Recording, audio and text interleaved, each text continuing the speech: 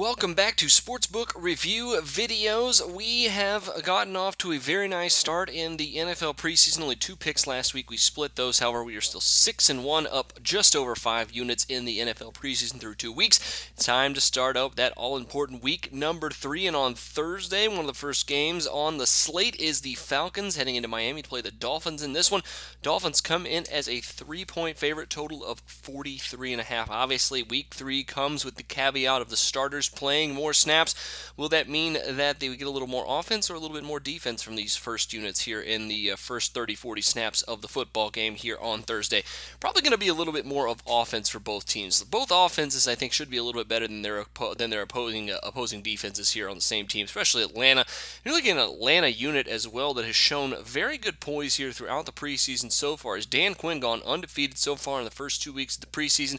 The Falcons averaging just over 23 points per game in their first 2 preseason games. With Adam Gase here, obviously a brand new head coach, Dan Quinn not too far behind him.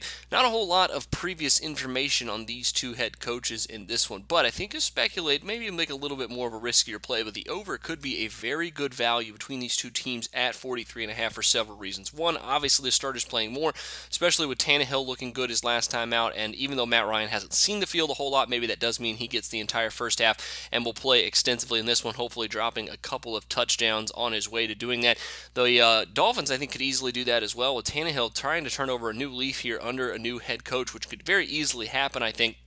As long as their running game is intact, which is a big question mark, obviously, in Miami, I think this could be at least a solid football team. But the Falcons' preseason defense has been good, but they have not played the best of offensive talents. They played the Redskins and Browns, obviously 2 teams with not great offenses overall, let alone their second units, which was definitely the case with the Redskins here this week. So the Dolphins have also coming up with a team giving up 41 points to the Dallas Cowboys last week. So there is a good chance that both of these teams could give up some points and score some points as well.